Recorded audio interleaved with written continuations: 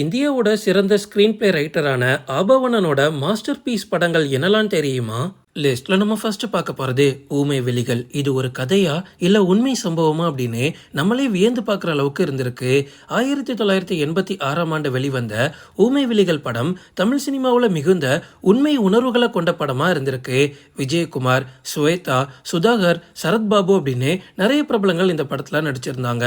ஒரு சாதாரண குடும்பத்தோட வாழ்க்கையில நடக்கக்கூடிய கொடூர உண்மைகளை நமக்கு கண்ணாடி போட்டு காட்டின படம் அப்படின்னு சொல்லலாம்.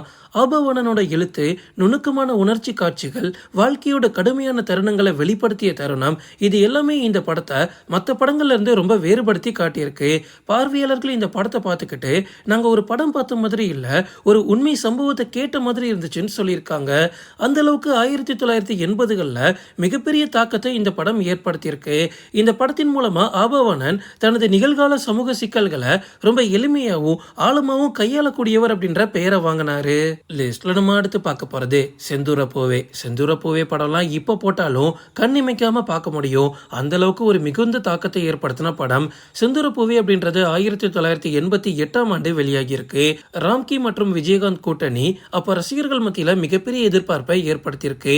ஆபவானன் இதை புரிஞ்சுக்கிட்டு இந்த கூட்டணிய சமூக உணர்வுகளை சொல்லக்கூடிய ஒரு கதையை கொடுக்கணும் அப்படின்னு ஒரு சூப்பரா கதை சொல்லியிருப்பாரு. ஹீரோ ஹீரோயின் எப்படி லவ் பண்றாங்க, அவங்களோட உறவு எப்படி இருக்கு, சமூக நிலைமைகள் என்ன மாதிரி இருக்கு, மனித உறவுகள் என்ன மாதிரி எல்லாம் மாறுது அப்படின்றத ஆபவனன் ரொம்ப உணர்ச்சி பூர்வமா வடிவமைச்சிருப்பாரு. குறிப்பா சொல்லணும் அப்படின்னா விஜயகாந்த் நடிச்ச பாதுகாப்பான சகோதரன் வேடம் ரசிகர்களோட மனசுல இப்பவுமே ஒரு நீங்காத இடத்தை பிடிச்சிருக்கு. செந்தூர பூவே இன்னைக்கு வரைக்குமே விஜயகாந்த் ரசிகர்களுக்கு ஒரு நினைவா இருக்கும். அதுக்கு முக்கிய காரணமே ஆபவானன் தான்.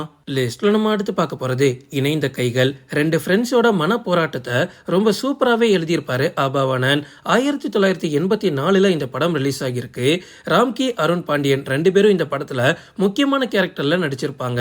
இவங்களோட நடிப்பு என்னதான் இந்த படத்துக்கு முக்கிய பலமாவே இருந்திருந்தாலோ ஆபவானன் இதுல நண்பர்களுக்கு இடையே நடக்கக்கூடிய நம்பிக்கை, துரோகம், நீதி இது எல்லாத்தையும் சமநிலையா சொல்லியிருப்பாரு. இது வெறும் ஃப்ரெண்ட்ஸோட கதை மட்டும் கிடையாது, வாழ்க்கையில நீதி மற்றும் மனிதாபிமானத்துக்கு இடையே நடக்கக்கூடிய மிகப்பெரிய மோதலை ரொம்பவே சூப்பரா எழுதியிருப்பாரு ஆபவனன்.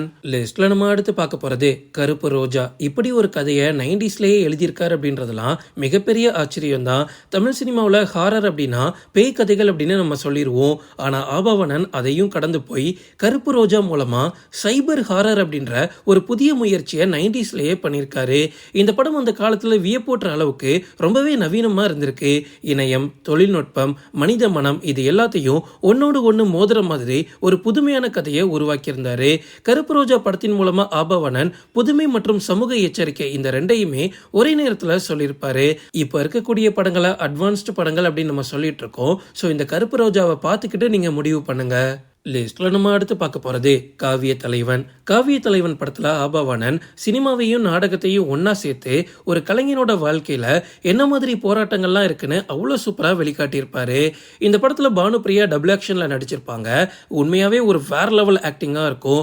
படத்தோட மையம்னா கலைஞனோட கனவுகள், சமூக அழுத்தம், உண்மை மற்றும் கற்பனை இந்த ரெண்டுக்கும் இடையே நடக்கக்கூடிய போராட்டம். ஆபவனன் இந்த கதையின் மூலமா கலைஞனோட வாழ்க்கை எவ்வளவு கஷ்டமானது அப்படின்றத வேற யாராலையும் காட்ட முடியாத அளவுக்கு காட்டியிருப்பாரு. சோ இப்படிப்பட்ட ஒரு எழுத்தாளர் நம்ம தமிழ் சினிமாவில் இருந்திருக்காரு. நிறைய படங்களுக்கு ஸ்கிரீன் பிளே எழுதியிருக்காரு அப்படின்னு உங்கள எத்தனை பேருக்கு தெரியும்? ஓகே ஃப்ரெண்ட்ஸ், இதோட நான் இந்த வீடியோ முடிச்சுக்கிறேன். இன்னொரு இன்ட்ரெஸ்டிங்கான வீடியோல நம்ம சந்திக்கலாம். Stay tuned.